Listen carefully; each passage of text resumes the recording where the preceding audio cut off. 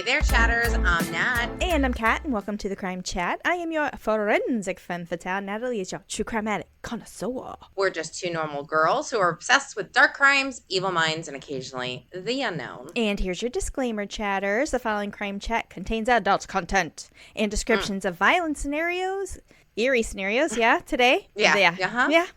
Your listener discretion is advised. We will not disappoint. No way. Now that you've been warned, Kat, welcome back. Okay, so you went from a bowl of jelly to a basement to now where are you? I'm in a rundown insane asylum in my background. Okay. We're going to talk a little bit about mental health, and I was like putting a little tweak on that, so just to make it fun. But other than that, my grandbaby was just here. My little squiggles. So I got some Nana Cat time. We went swimming. We went to Swan Lake and saw the swans. And we stayed we went on like a 6-mile walk one day. With the baby? Yeah, she slept most of the time. Oh, okay.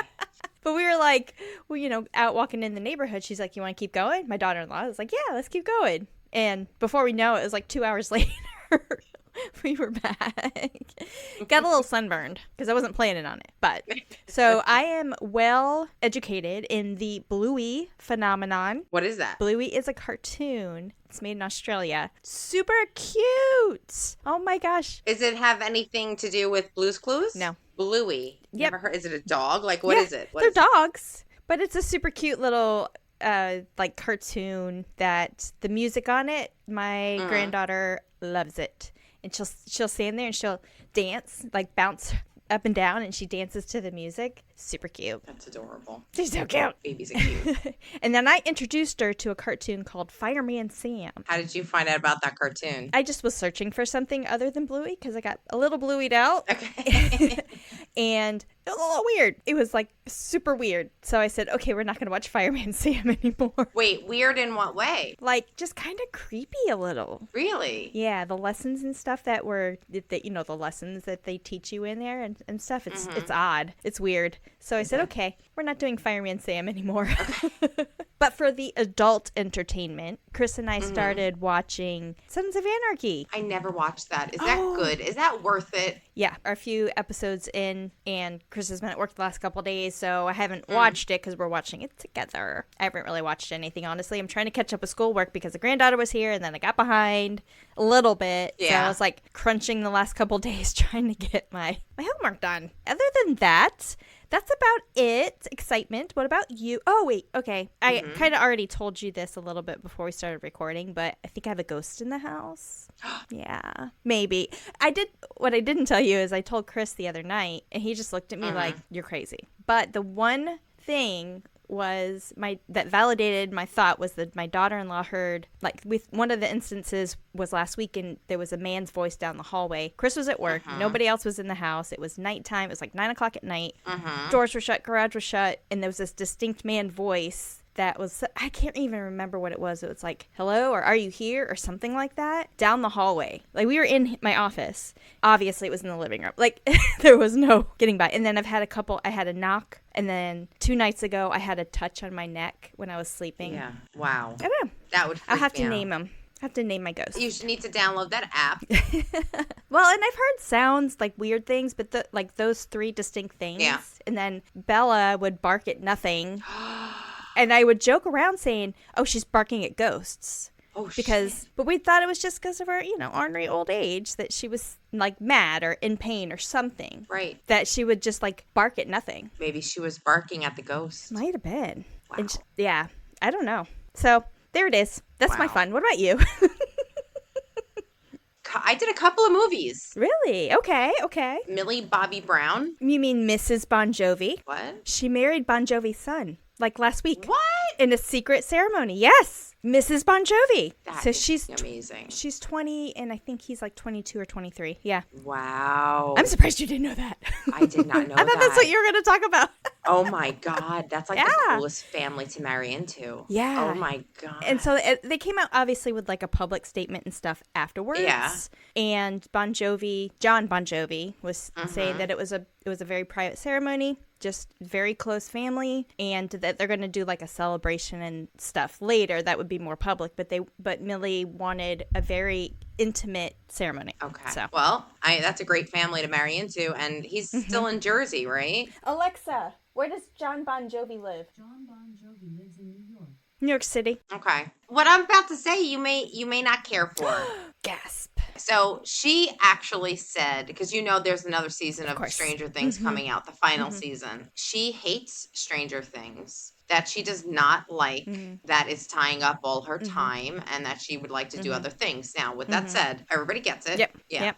You want to move on? That's awesome. But don't bite the hand that feeds you, because the bottom line is she gets paid close to $10 million per season. Wow. Because of Stranger Things. Of course. So she sounded a little unappreciative, because there are so many amazing actresses out there that could have filled that role. Sure. She's a child star.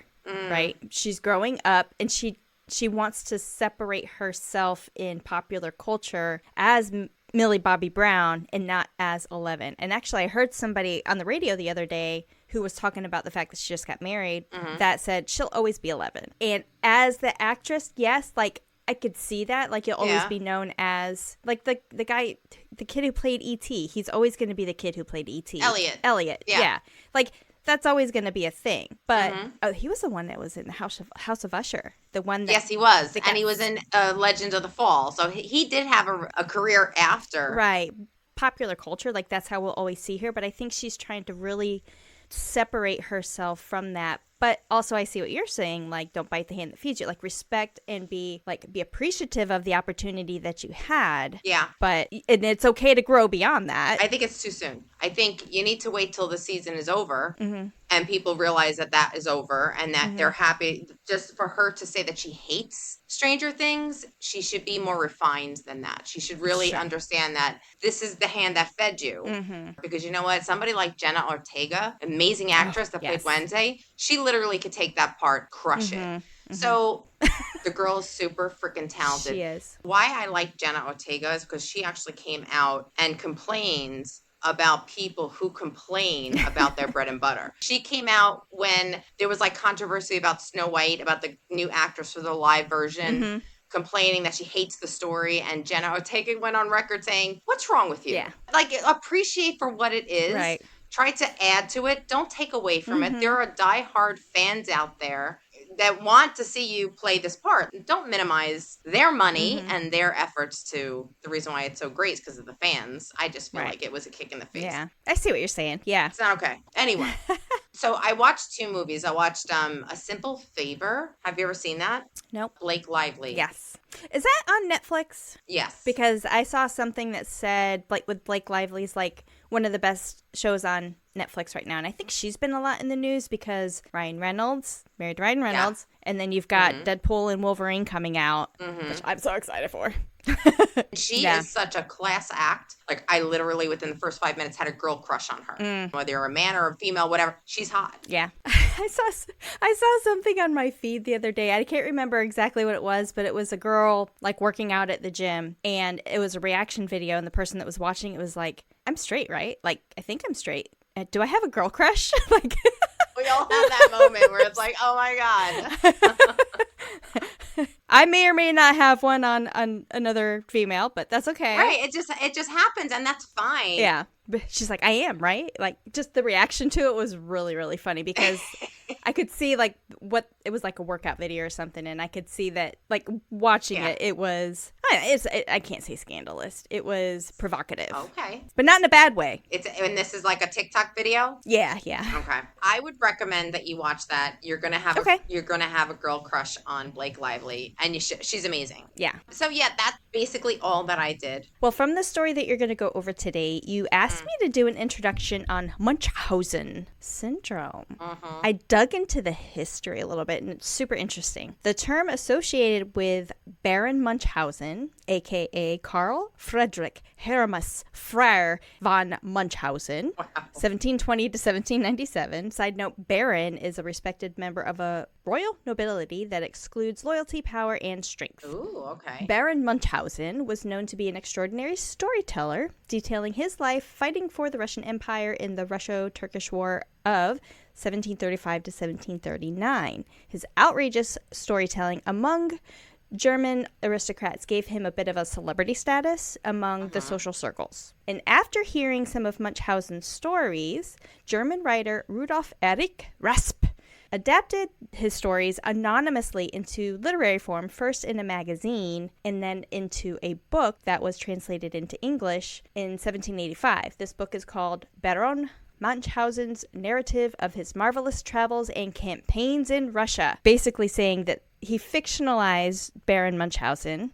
and told the fantastic and impossible stories like that the actual Baron Munchausen told, but kind of copied what he was doing and made it into a story, a fictional story. All right. Now, the real-life Munchausen, he didn't like it very much. He was upset by this at the development of a fictional character bearing his name and threatened legal proceedings against the book's publisher, perhaps fearing a libel lawsuit. Rasp never acknowledged the authorship of the work, which was only established posthumously. So it wasn't given to him and his title until after he died. But this historical notion is important to see how Munchausen came to be as we know as it is today. So first described in 1951 by Richard Asher, the term Munchausen syndrome was used to describe a pattern of self-harm wherein individuals fabricated histories, signs, symptoms of illnesses, and remembering the story of Baron Munchausen, the guy Asher named this condition Munchausen syndrome. In his article in The Lancet, don't know what that is, some kind of newspaper maybe, in February of 1951. So we've only really been calling it Munchausen for 70 years, 75 years. And it's actually not called Munchausen anymore, but I'll get to it. Okay. Munchausen syndrome is characterized as a mental health condition to those who seek out medical or hospital treatment. When imposed upon oneself, Munchausen syndrome is when somebody exaggerates, creates, or induces a disease, illness, or injury, or abuse in order to gain examination, treatment, attention, or sympathy and comfort from medical personnel. Now, Munchausen by proxy is when this is induced to another person. Typically, this is a parent-child relationship wherein the parent will injure or abuse or cause harm to a child in order to gain attention or sympathy for themselves. Like, look at what, poor me, my child is sick or whatever. Yeah. Now, technically and medically, it's not called Munchausen syndrome anymore. Originally, this term was used for factitious disorders. Now, however, Munchausen syndrome and Munchausen by proxy have been replaced with, quote, factitious disorder imposed on self, end quote, and quote, factitious disorder imposed on another, end quote, respectively. So taking the place of Munchausen syndrome and Munchausen by proxy. Now, the exact cause of fictitious disorder is not known, but research believe that both biological and psychological factors do play a role in the development of this disorder. Risk factors for developing this factitious disorder may include childhood trauma, growing up with parents or caretakers who emotionally were unavailable to them, either due to a witness or for emotional reasons, a serious illness as a child, failed aspirations to work in the medical field, personality disorders, and low self-esteem. While there are no reliable statistics regarding the number of people in the United States who have factitious disorder, it is believed to be most common in mothers having the above-mentioned risk factors. Those, and I'll be interested to hear that part of your story, but those with a history of working in healthcare are also at a greater risk of developing it. A lot of times, too, it's like, oh, they're nurses or something. There's some of the, traditional stories that I've heard. We haven't really talked a whole lot about Munchausen's, but I know, or formerly known as Munchausen. Now, there are several criteria together that may point to factitious disorder, including frequent hospitalizations, knowledge of several illnesses, frequently requesting medications such as painkillers, openness to extensive surgery, few or no visitors during hospitalizations, and exaggerated or fabricated stories about several medical problems. People may fake their symptoms in multiple ways. Other than making up past medical histories and faking illnesses, people might inflict harm upon themselves by consuming laxatives or other substances, self-inflicting injury to induce bleeding, and altering laboratory samples. Many of these conditions do not have clearly observable or diagnostic symptoms, and sometimes the syndrome will go undetected because patients will fabricate identities when visiting the hospital several times, or they'll go to different hospitals. Yeah. Yeah. Factitious disorder has several complications. As these people will go to great lengths to fake their illness, There are several health problems, serious injury, loss of limbs or organs, and even death that are complicated by this disorder. And as with anything or social media related, there is something called Munchausen by internet. It is a Really? I didn't know that. I didn't know that either. Okay. A term describing the pattern or behavior of Munchausen's, original Munchausen's, to attempt to gain sympathy by portraying themselves as gravely ill or as a victim of violence to various online support groups who their sole existence is to support others. Crazy. I I know. had no idea. Okay. And- that blew my mind. But you'll get a kick out of this. A New Zealand magazine actually named this Cybermunch for Cyber Munchausen, and those who called called those who conducted these acts cyber munchers. I kind of like Clever it. girl, you clever girl. And that's your background of what's formerly known as Munchausen's. Thank you for that intro. You're welcome. It's such a complex disorder. Yeah. And I had no idea where it came from. I had no idea. Well, I knew it was named after somebody, but I guess honestly, until I looked into it, I didn't realize the story behind it. Right. Where it was named after a guy who elaborated and like embellished all his war stories that people were like, "Oh wow, that's great," and he was eating it up. How much embellished it is, who knows? Okay. In the seemingly idyllic world of Gypsy Rose Blanchard, who we're going to be discussing today, is Gypsy Rose the cold-blooded mastermind behind the murder of her mother? Or is her story one of a young woman's fight for freedom and justice? You decide. We chat, I you don't know. decide. Throughout her life, Gypsy was subjected to terrible abuse. This has been one of the worst cases of Munchausen by proxy I have ever heard of, when Munchausen was an actual term. Yes. Gypsy Rose was a girl that was confined to a wheelchair, dependent on a feeding tube, and subject to unnecessary surgeries. And the whole time it was alive. But since Gypsy Rose has been released from prison, there was a 6-part documentary and also her book that was released, along with several new revelations that came to light. We're going to go into the story. I'm not going to go into super detail about the story because everybody knows it. I'm going to do some serious updates that are going to knock your socks off. Ooh, I'm not wearing socks, so that'll be great. Let's start with her mother, Claudine Petrie, nicknamed Dee Dee by her parents, and she was born May 3rd, 1967 in Louisiana. Dee Dee was one of 5 children born to Claude Anthony and Emma Louise. So she grew up in a large family and had 4 siblings. The family lived in a small community where everybody knew each other, known to be a close-knit but complicated family. From a young age, Dee Dee exhibited signs of manipulative behavior. She often sought attention and sympathy from others, even fabricating illnesses of herself. As a young person. Yes. She used these behaviors as a coping mechanism. She was attention-seeking. Any way she could get attention, she would do it. Yes. Some family members reported that Dee Dee had a habit of petty theft, such as shoplifting and lying to her family. I was a childhood. What's it called when you? Klepto? Yeah, I was a childhood klepto. Yeah. What do you mean? What did you steal? I stole something from like the grocery store. My mom told me I couldn't have it. There in middle school, there was a lost and found box, and I was like, "Oh, I like that purse. I'm gonna take it." And I got turned in. I got like 2 days of in school detention. Yeah. You had sticky fingers. I did. So now she was also known to retaliate against those who crossed her. Oh. If things didn't go her way, she would start rumors about people. That's dangerous. Yeah. It is dangerous, and it was all to undermine the credibility of the people around her. So this led to strained relationships within the family. Yeah. And Dee Dee found herself isolated and alone, which gave her more time to work on her sparkling personality and deceptive ways. Does she sparkle with black sand?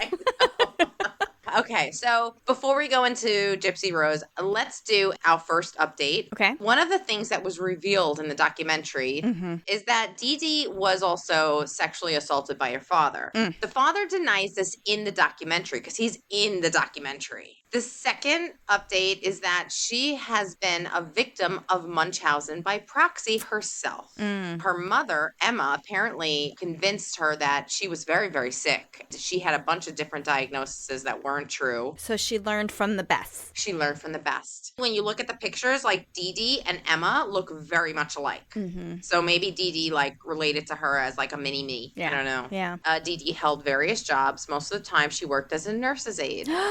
During this time, Dee Dee met Rod Blanchard. They married shortly after meeting because she got preggo. What? That never happens. Listen to this. She was 24 years old and he was 17. Yeah. That's... Yeah, it's creepy as hell. Yeah. But it also sheds light on Dee Dee's controlling nature. Yeah. She married somebody much younger, more innocent, more inexperienced, somebody that she can control and guide. She could mold. Yeah. You know? Yeah. Kind of like the leader in the relationship, and she's a stronger personality. Yep. Oh, girl. So she got pregnant. They got married. Before she gave birth to Gypsy, they separated and got divorced. Gypsy Rose was born on July 1st, 1991. They named her Gypsy Rose because Dee Dee liked the name Gypsy, and Rod was a fan of Guns N' Roses. I was going to ask how they came up with Gypsy, but okay. Yeah. Despite the separation, Rod continued to provide financial support for Gypsy and maintained a close bond with her. Rod is remarried to his current wife, Christy, who also at this point has a very close bond with Gypsy. Actually, Gypsy lives with them right now. Okay. Dee Dee took Gypsy and moved in with her father and stepmother. This is when Dee Dee began claiming Gypsy was sick. She claimed that she had sleep apnea, claimed that she would stop breathing. Gypsy did have a condition where her two eyes pointed in two different directions. This condition is very curable. There's a surgery for this. She did get the surgery for her eyes, and when she was in recovery, the friends and the family were very sympathetic and showed her a lot of support. Dee Dee loved the attention that she was getting, and people feel at this time that it triggered Dee Dee's Munchausen, and it went into... Yeah. So now at 6 years old, Gypsy Gypsy had a fall and scraped her knee. Now, this was a fall that she had with her grandfather. He was a biker. He invited her to sit in the back, and he bottomed out a little bit, and she scraped her knee. It wasn't a broken leg. Right. Dee Dee insisted that she needed surgery to correct the scar, and this is when Dee Dee sat her in the wheelchair for the very first time. At 6? At 6 years old. She was claiming that she could not walk due to this injury. She also took her out of school, and she was in the 2nd grade, and she started to homeschool her, but she didn't. I hate her so much right now. Me too. Amanda and Lucy will say this. Mental health is not an excuse. It's a condition. It doesn't excuse your behaviors the things that you do. Absolutely. Yeah. Yes, I agree. Gypsy's education literally stopped at age 8. Bless her. Which also added to her acting very young, immature for her age. Sure. So this kind of all piled up to the Gypsy that we know. Dee Dee took her out of school claiming that she did not trust the nurses at the school to administer her medication. Dee Dee did not allow her to get out of the wheelchair, so she wanted complete control over her daughter. In 1997, Dee Dee's mother, Emma, died. In later interviews, her family expressed a suspicion that Dee Dee had neglected Emma and might have killed her by denying her food. Dee Dee also remarried a man named Kenneth Dean Sullivan. He played a significant role in Dee Dee's life and Gypsy's life, but then he died in 1997, so they were married less than a year. Oh, jeez. So, did he die under suspicious circumstances? I don't know the cause of his death. There's no way to find it. I can't find it. But let's just assume somebody knows something. Somebody knows something. Yeah. So Dee Dee portrayed herself as a loving and devoted caregiver, leading everybody to believe that Gypsy suffered from a multitude of severe illnesses. Dee Dee spent most of her time taking her to specialists in children's hospitals, seeking different types of advice. And when they did not tell her what she wanted to hear, she just said bye, and she went to another doctor. She was doctor hopping. Yep. With no evidence. The doctors would treat it. Yeah. It's terrible. Well, and I hate to say it this way too, but medical is also a business, and they get the money. So if you convince somebody that it's needed or that desired and it would help in X, Y, and Z, then they're going to be like, okay, let's do it. Yeah. Because they get the money. But it's a business. It just drives me crazy. Yeah. There were professionals here that cut this girl up because of the mother saying that she had something, but they had no evidence of it. I have a very sharp opinion about this. So by the time Gypsy was 9 years old, Dee Dee's continual gaslighting and brainwashing was working. Gypsy believed her mother, and she was also afraid of her mother. This leads to update number 2. The first part of this update is that in the documentary, Dee Dee had a car accident and hurt her leg and needed to stay in the hospital for 2 months. Now, during this time when she was in the hospital, Gypsy was put in the sole care of her father, the one that sexually assaulted Dee Dee. Gypsy claimed that her grandfather sexually assaulted her at this time as well. His response in the documentary, girl, you would throw something at the TV. Like, it's that bad. When he was confronted by the interviewer about what Gypsy had claimed, he stated, and I quote, "No, that's not true. Gypsy is the one that who touched him. Gypsy is the one who came on to him." No, dude. Yeah. No. Yeah. After she gets out of the hospital, Dee Dee is now in a wheelchair, and she moves in with her father, who is now remarried to Laura. So she's in a wheelchair and Gypsy's in a wheelchair? They're both in a wheelchair. So Dee Dee comes home from the hospital after breaking a leg, and she's in a wheelchair too. The second update is while Dee Dee was in the home again with her father also sexually abused her. Okay. Yeah. Oh, okay. While she was getting better, and she was becoming very upset with her father and her new stepmother. So she didn't like her new stepmother. She actually felt that her father replaced her mother. And then the family started to notice that the stepmother started to get sick when Dee Dee was around. But when Dee Dee left the house or had to do something, the stepmother's health just kind of bounced right back. The family came to the conclusion that Dee Dee was actually feeding the stepmother Roundup weed killer in her food. Because she didn't like her. The family confronted her, and she took Gypsy and she just left. After she moved out, she moved over to Slidell, Louisiana. They moved into public housing. Dee Dee applied for housing and was awarded not only public assistance to cover the living expenses, but also she applied for Gypsy to be granted disability. Okay, so she was getting a disability check too as a caregiver. Yes. Now, on top of this, Rod was still giving her like $1,200 a month. That's a lot for back then. Yeah. Yeah, it's a lot now. He was covering all the living expenses. And he also thought his daughter was really sick. He was a good father. Dee Dee claimed that her daughter had leukemia, asthma, she was vision and hearing impaired, muscular dystrophy, and suffered from seizures, and paralyzed from the waist down. And also she forced her daughter to have a feeding tube inserted into her stomach for nutrition, stating that Gypsy had a phobia of food and was too weak to eat food orally. So not the oral tube, she had it actually Inserted into her gut. inserted into her stomach, yeah. And the doctors did it. And I feel like the system let this kid down so many times. And the doctor literally cut the kid open and put a feeding tube attached to her intestines. So I don't know. This is also how Dee Dee started administering medication to Gypsy. Through the feeding tube? Yeah. In addition to the feeding tube being inserted, Gypsy was forced to wear these big goggle glasses. Yeah. After her surgery, her eyesight was technically fine. And then Dee Dee claimed that Gypsy had cerebral palsy. Doctors pushed back on this, but she just moved over to the next doctor.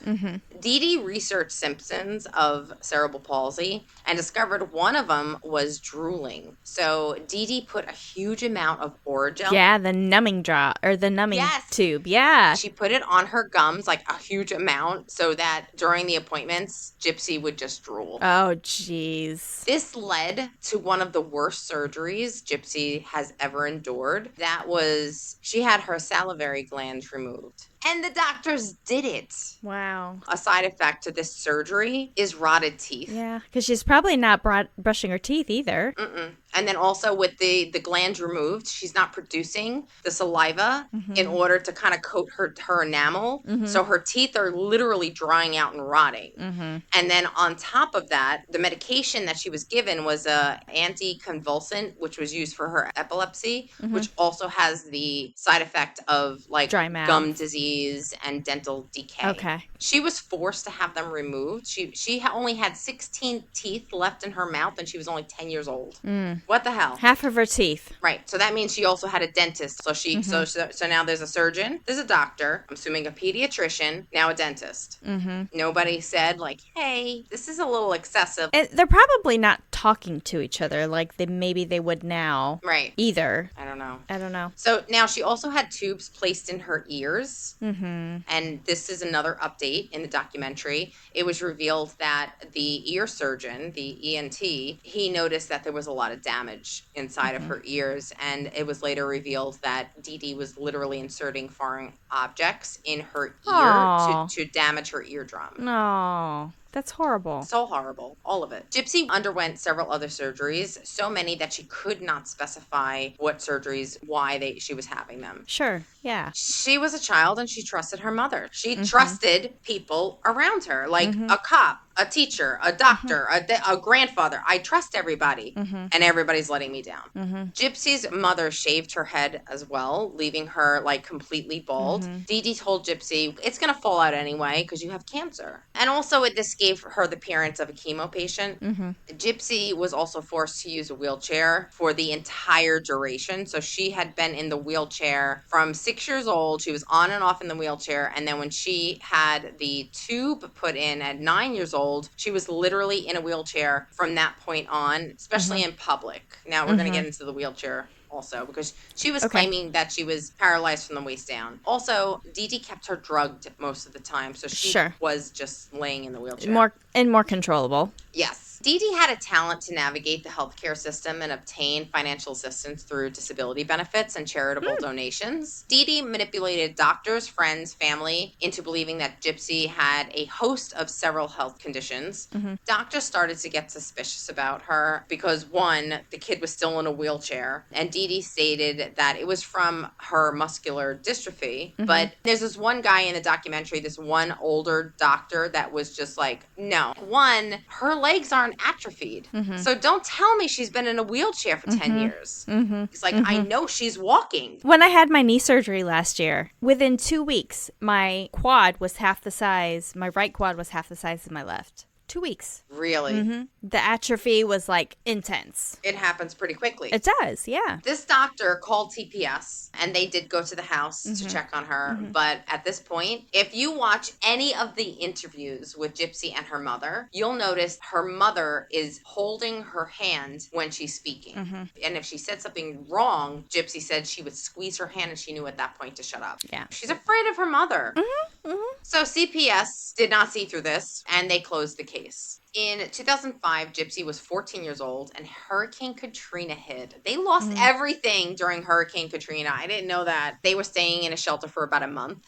There, a doctor suggested that they relocate to Missouri because Gypsy could get more help. Gypsy and Dee Dee ended up moving to Missouri in 2008. During her time at the shelter, she had a song and dance. Like a lot of people were giving her, even at the shelter, like felt bad for her. She got a lot of media attention. I'm sitting here, my daughter's dying, and I'm trying to take care of her, and we lost everything, and people just like, oh my God, we gotta help this kid. Habitat for Humanity built her a small house. And also it accommodated all of Gypsy's disabilities.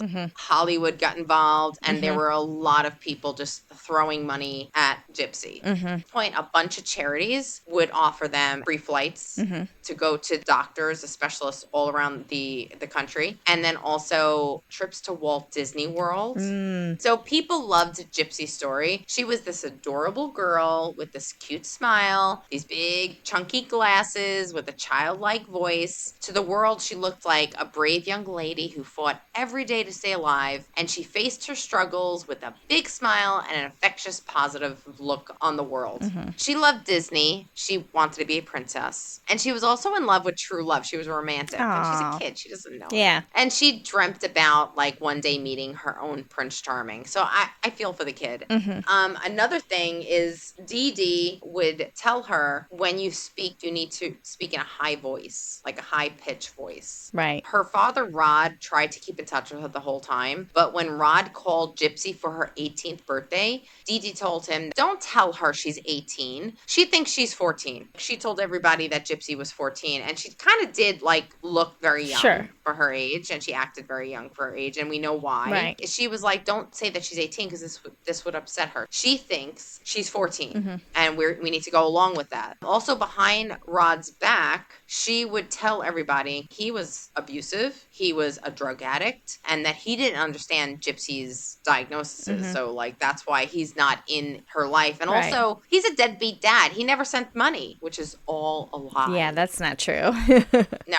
She also went as far as saying that Rod sexually assaulted Gypsy when she was a baby. In the public or to Gypsy? Gypsy. Yeah, so she would tell Gypsy, not like in the news. No. Caring for her baby and caring for my baby's dying and blah, blah, blah, blah. Oh, by the way, her father sexually assaulted. So it wasn't a public accusation. It was more so her telling Gypsy, this is what happened to you. Yeah. And it was all a lie. I felt bad for Gypsy. As Gypsy grew older, it became more apparent that her illnesses were not as severe as initially believed. Dee Dee falsified Gypsy's birth records, making her appear younger than she actually was. So when she was 16, Dee Dee stated that she was 12. This allowed her also to maintain control over Gypsy and continuing to exploit her for financial gain and sympathy and attention. Despite the manipulation and abuse, Gypsy was complicit in her mother's actions for most of her life. Now, she's a kid. She was confused. She's also drugged. Once again, she thought everybody in her life meant her no harm. She believed that she was genuinely sick and she trusted her mother. And also, she was dependent on her mother because she felt like, my mother's telling me I have cancer. My mother's telling me I'm really sick. It's like validating the claims. Right. Yeah. She was just manipulated and gaslit to a point where if I was in Gypsy's shoes as well, I would be like, well, my mother knows best. Why would you question my mother? And she's doing so many good things and people are really like taking to me. So she must be telling the truth. So now she's 16 and she hasn't orally chewed on something since she got the tube. Wow. Everything is getting administered through the feeding tube since she was 9 years old. I wrote down the interviews because there are interviews about the significance of this, and also that the doctors are interviewed saying that, like this is really bad because nobody picked up on this, and this is not normal, even for somebody to be on a feeding tube at this age to just be like, oh, you got a feeding tube, no follow-up visits. No. She had nothing. Yeah. Like she is crazy. Yeah. Gypsy Rose started questioning her mother's actions and secretly used the internet to communicate with others on Facebook and discovered that her mother has been lying. So this was also the first time Dee Dee allowed her to have a friend. So in Missouri, the neighbor, her name was Aaliyah. She was 18 years old. So this is when she started to rebel. And Dee Dee ended up finding out that she was secretly going on Facebook and finding out all this stuff. And also Gypsy Rose was questioning her of why don't we speak to our family? And, how old am I? And where's my birth certificate? Yeah. Dee Dee was so irate with her. She walked to her room, grabbed a wire hanger, walked back and started beating her. Mommy dearest.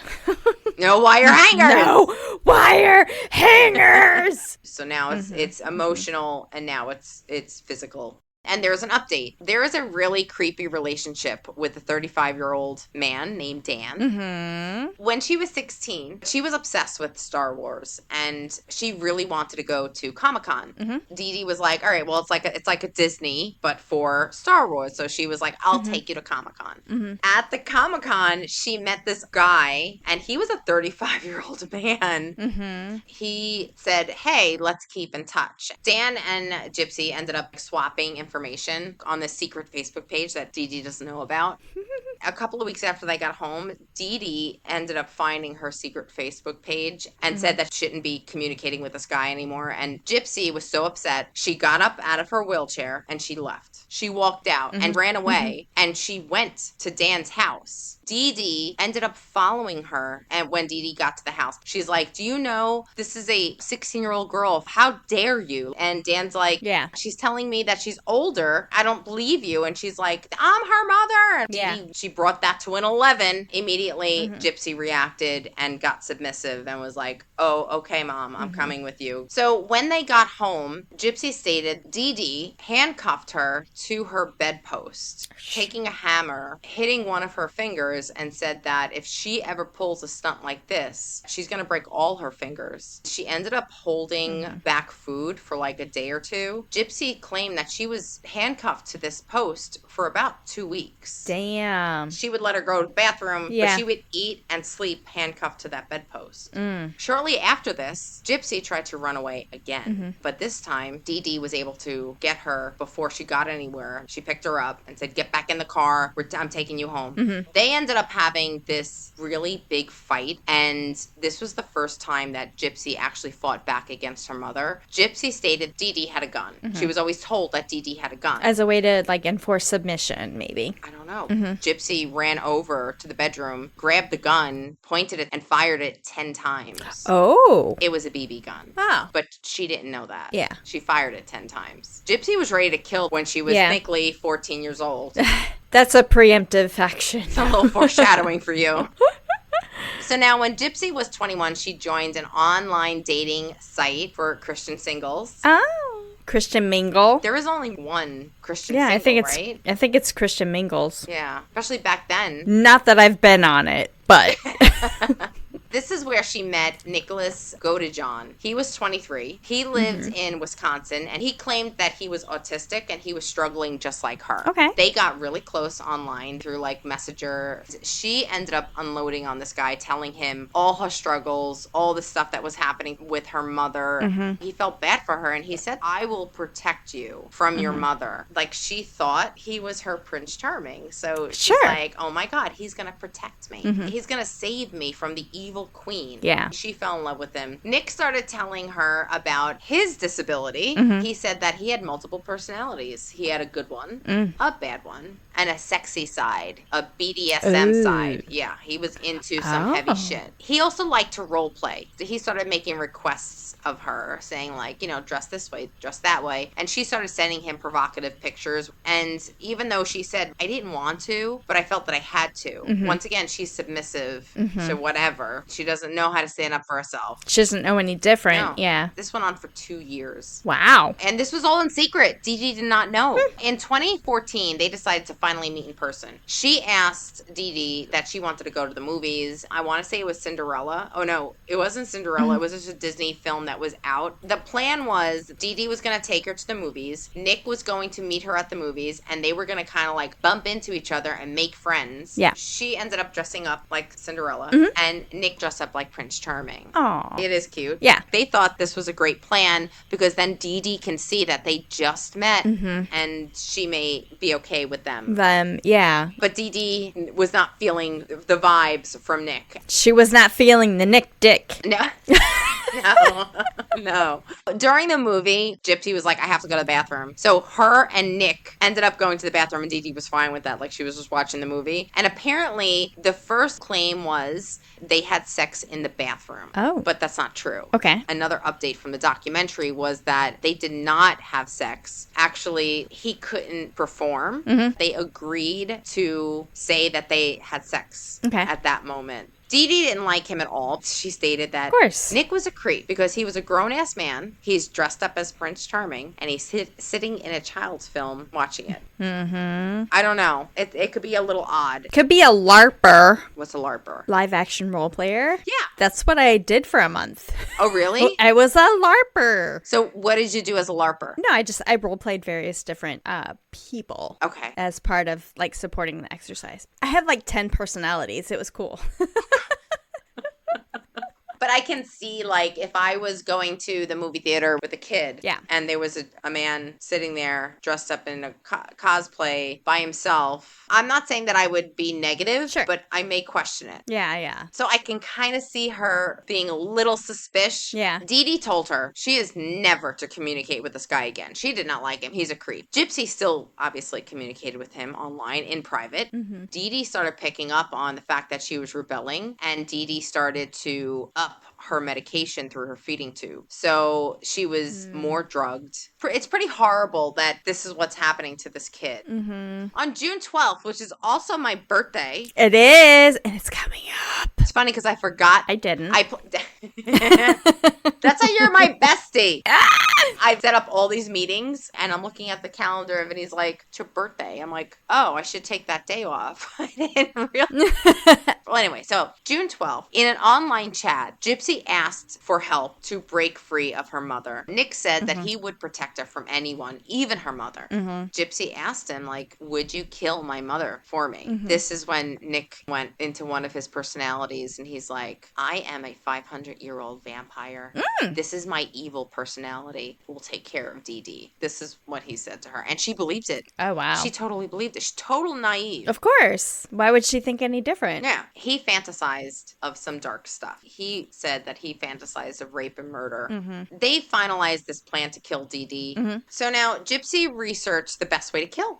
And why would she know there's such a thing as search history or, digital crumbs? Well, I don't think she knew that. Well, that's what I'm saying. Why would she? She would have no idea. Yeah, I think she thought that it would just be erased, but yeah. So they decided that stabbing would be the best way. Okay. Which I don't understand that, because isn't that the most intimate way to kill somebody? You got to do it right to get it done quick. Yeah. It's a commitment, because it's going to leave a huge mess. Seems to be a very personal way of killing somebody. I don't know. Well, yeah, it's an intimate murder. And when you're using the knife too, you get blood on it. So you also have a tendency to cut yourself. And that's why police look for those type of things too, by the way. Hitchcock displayed it perfectly in Psycho when that stabbing scene took place. Like, oh my God. Ugh. It is. She also sent him a walkthrough video of the house. Like, she wanted him to see from the front door. Okay. Give him the layout of the house. Give him the layout. Yeah. So was that her idea or his? Yeah, I don't know whose idea Do you know? it was. I don't know that she would have had the mental capacity to think of that. I think he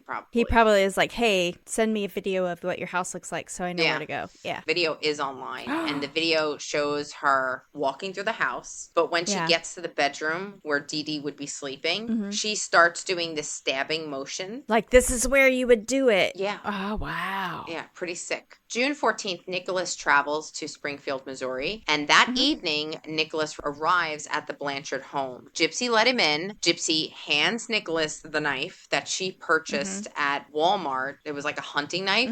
And then he looks at Gypsy and says, get in the bathroom, lock the door, and cover your ears. Okay. I think Gypsy was in her damsel in distress moment, because she's Disney. Yeah. She just did exactly what her Prince Charming told her to do. Yeah. He walked into Dee Dee's bedroom while she was sleeping, climbed on the bed and sat on top of her. Dee Dee woke up and said, who the hell are you? And he said, your fucking nightmare. Oh, damn. Yeah. He stabbed her 17 times in the front and then the back. So there was a moment where Dee Dee rolled over and he was still stabbing. He then walked out of the room and he went to the bathroom and he stated, that bitch is dead. Now, this is going to come back up, that statement. Okay. Then he contemplated raping Dee Dee dead body. Ugh. Gypsy said, don't do that. But then Nick said, well, if I can't rape her, then I need to rape you. And she said, okay. And he ended up raping Gypsy. Okay. Update. Gypsy stated this was actually the first time she had sex. Well, they had sex. In the middle of it, she was in a lot of pain, because remember, one, she has a feeding tube, and two, her physically, she is not 100%. She said she was in agony. And if it's her first time, it's usually painful. Yeah. Yeah. She was pleading for him to stop, and he did not. And there was also a bunch of bites on her body, and she was covered in bruises. So she was raped. She just didn't know it. I don't think she understood the significance of what has happened to her. Yeah. Gypsy and Nicholas cleaned up and stole about $4,000 in cash that Dee Dee had in the house. They left the scene and traveled back to the hotel that Nick checked into before he went to the Blanchard's house. The surveillance video of them walking to the hotel room. And they were laughing and joking like they didn't just kill somebody. I think I remember seeing that, yeah. On June 15th, they leave to go to Nicholas's home in Wisconsin. Gypsy and Nicholas also decided to take the murder weapon and mail it to Nicholas's home, because they felt that they don't want to be caught with the stuff on them. So they put it in the mail. So they just put it in the mail, because nobody checks for that. Once they get to the house, they would spend the first 5 days together. They also made a series of Facebook posts from Dee Dee's account. This was later confirmed that it was Gypsy who was posting this stuff. It wasn't Nicholas. This was also the reason why people were alerted to the crime. Okay. Don't put your shit on social media, people. I know. Gypsy stated later she didn't know what to do. She felt really bad that her mother was laying dead in the house, and she didn't know how to notify authorities. She had no idea. So she figured she'd post something on Facebook. Gypsy posted, "That bitch is dead," what Nick said to her. Then she posted, "I effing slashed that fat pig and raped her sweet, innocent daughter." Oh. There's more to that, but I'm not going to say it. Okay. It's disgusting. It's graphic. And that was out on social media. That was on social media. Concerned friends and their neighbors saw this disturbing post and were like, all right, we need to call the police, do a well check. 5 days later? 5 days later. They saw that Dee Dee was dead. Yeah. But what people went truly out of their mind about was the fact that Gypsy's missing. And not only is Gypsy missing, but her wheelchair is right here. Oh, she's got to be kidnapped. Right. She's kidnapped. Yeah. She doesn't have her medication. She's going to die. And police are like on full alert now because they're trying to save this young girl. Now, her friend Aaliyah, her neighbor that Dee Dee said she could be friends with, she knew of Nick. Okay. And she was a little suspicious about what just happened. And she called police and she was like, hey, there is a secret boyfriend. Police were like, oh, okay. They took Dee Dee's computer. They were able to track the IP address to the Facebook post that led to Nick's house. When police got to Nick's house, there was a standoff. Nick and Gypsy actually were in the closet while the police were trying to get them outside. And they were trying to get their story straight on what happened. And Gypsy was the first one to get up and walk out of the house, but it was like 20 minutes later. She walked out of the house alone, and it was the first time that the public saw that Gypsy could walk. Yeah. Both were arrested, and the police started digging. They found 3 birth certificates. Oh, no. Yeah. Yeah. The real one that was her age, which was 23. One of them that would make her 12, and the other one that would make her 14. Damn. I know. They also found out that she didn't have cancer. She didn't need a wheelchair. Police also discovered the abuse that Dee Dee was putting Gypsy through. But at 23 years old, they were also saying she's complicit. Yeah. I guess. But she knows nothing else. She's an abused kid from Yeah. birth. Yeah. It's almost like that cult mentality. Oh, yeah. You know how you're just brainwashed to think a certain way? It's just like, yeah, they're complicit. Nexium. Right. Yeah. The police ended up separating the two during questioning. Gypsy stuck with the story. The interview is also on YouTube and you can hear it. They were like, I have some news to tell you. Your mother is dead. And she's like, what? She's a terrible actress, but she was acting the entire thing. Oh my gosh. And look at her butt. Yeah. It is so big. And then they told her that, hey, your boyfriend is next door and he's singing like a bird. He's telling us everything. And he was. Nick was super proud of what he did. He was bragging about it. Yeah. He's also mentally ill himself. And he says that he was diagnosed with autism, but with his, claim of multiple personalities and the fact that he's a raper now and a murderer. So, I don't know. Yeah. This is when Gypsy also confessed to her part in the murder. Gypsy was also naive. She generally believed that she wouldn't be in trouble because she wasn't the one that actually stabbed her mother. So she didn't understand, why she would be in trouble. Again, why would she know any different? Right. She would have no reason to know any different. Yeah. Gypsy and Nicholas were charged with first-degree murder and armed criminal action. Gypsy accepted the plea bargain, pleading guilty to second-degree murder. She was sentenced to 10 years in prison. Nicholas is found guilty of first-degree murder and sentenced to life in prison without the possibility of parole. Okay. The aftermath of the case is still going on, as you know, and it's nuts. Gypsy was also interviewed by Dr. Phil while in jail. I think I remember that. Yeah. He did a good job. Dr. Phil did a great job. Yeah. There were numerous documentaries on this case, including an 8-part drama series called The Act with Joey King portraying Gypsy. Have you ever seen this? It's pretty good. Only thing I remember is Bailey Sarian doing it. That's right. Yeah. Did it a couple of years ago, right? A couple years ago. This is a docu-series, so I don't know who Joey King is. She did a really good job. She did a really good job. Okay. Dee Dee's family had to come to terms with what had happened and also the possibility that she actually killed her own mother and possibly poisoned her stepmother. And they expressed absolutely no sympathy for her. They actually flushed her ashes down the toilet. Dee Dee's? Wow. They were done. They were so horrified. Wow. It's just like nobody claiming bodies because they don't want anything to do with whoever, Right. And they're in an unmarked grave buried somewhere. her. So I guess, I mean, it'd be kind of the same thing, but that's a pretty remarkable action. Wouldn't that be illegal? No. Is ashes the equivalent to a corpse? Like wouldn't that be like desecrating a corpse or something? I'm assuming she was cremated if she's in ashes, right? And they go back to a family member. That family member then claims there's no accountability for it afterwards. So the fact that they could flush her down, the toilet, then she's already in hell. It's fine. That's true. So now, while in prison, Gypsy had been quite busy. Mm-hmm. She stated that her first day in prison was the best day of her life. She finally felt free, which is incredibly sad. Yeah. One documentary highlights her sheltered life. She learned about tampons for the first time in prison at 24 years old. Mm-hmm. Since being in prison, Gypsy has rebuilt her relationship with her dad and her stepmom. Mm-hmm. She got her education in prison, and she started dating in prison. Of course. She got engaged while in prison and married to a man called Ryan Anderson in 2022. Mm-hmm. Do you remember that? Mm-hmm. They're not married anymore. No.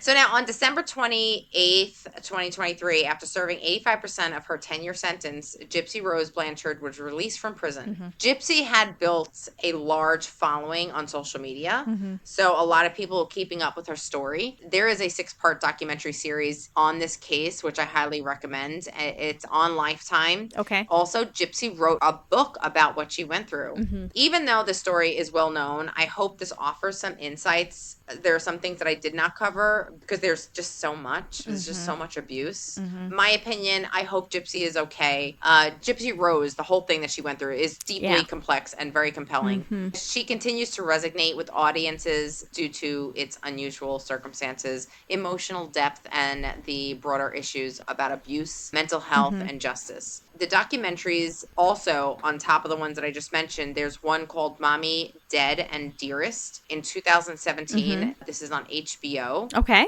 I have to look that one up. Yeah. That sounds interesting. That provides an in-depth look on the case with interviews. Another one is the one I mentioned, which was The Act in 2019, and that's on Hulu. Mm-hmm. And then also the 6-part documentary on Lifetime, which is the most current. Gypsy married Ryan Anderson while she was in prison in 2022. They ended up breaking up in 2024. Mm-hmm. During the separation and divorce, she started dating another man named Ken, like right away. Okay. And she has a new look. She's blonde. She had new teeth put in, and she looks great. Mm-hmm. She needs to focus on living a healthy life and finding independence, which may be challenging after experiencing such traumatic trauma bonding and codependency. Let's face it, she may have had a dysfunctional view on love, and love is not the answer for everything. Right. I feel like she needs to realize that life is not a Disney movie. She's not Cinderella, and Prince Charming is just a cartoon. Mm-hmm. Honestly, in my opinion, I would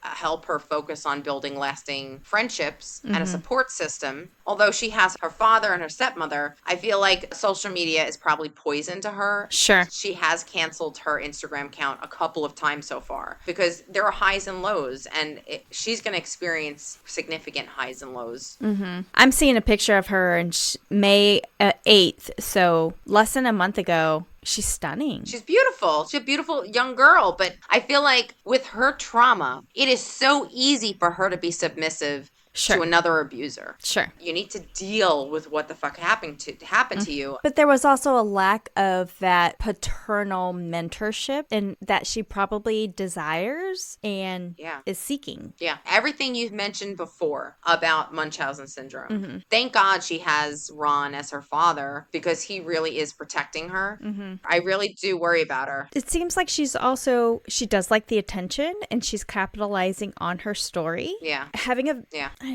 a victim mentality, but it's Munchausen's in a way where she's like, look at what happened to me without necessarily harming herself yet. So that's my story of Gypsy Road Blanchard. I'm sorry, but I did add the updates. She recently went blonde and underwent a rhinoplasty that she told people in the event that she's been wanting to go through a physical transformation to separate herself from the old Gypsy. Yeah. Interesting. And this was May 30th. This came out yesterday. Yeah, no, everything is really up to date. Like, this is... Yeah. Even her blonde hair. Yeah. So that's the story, okay? Okay. I wish her the best. Yeah, me too. Because it's a lot to overcome.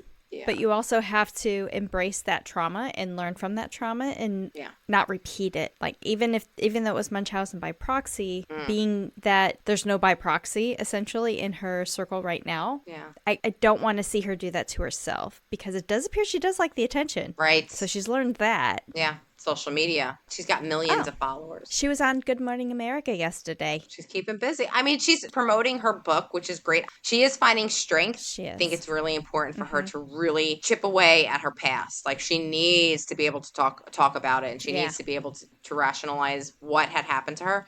I just get worried. People using her and manipulating her because she's already shown how easy she is to be manipulated. Yeah. Well, because we don't leave you hanging, chatters, for more information on this case, please check out After That Crime Chat, only available on Patreon. And don't forget to follow us, Crime Chat with Nat and Cat, on Facebook, Instagram, YouTube, TikTok, and X. See what we got going on. Remember, Crime Chat with Nat and Cat, when you become a VIP chatter to our Patreon, you'll have access to bonus episodes, behind the scenes, bloopers, and free merch, and check out some merch in the works. And we got some bloopers on this one. Be sure to check out our next episode. It is a chatter request, and we're going to be covering the unsolved murder of Kristen O'Connell. More to come. Oh, chatter who? Chattergia. Cool. Well, you don't want to miss it. We'll see you next time. Bye.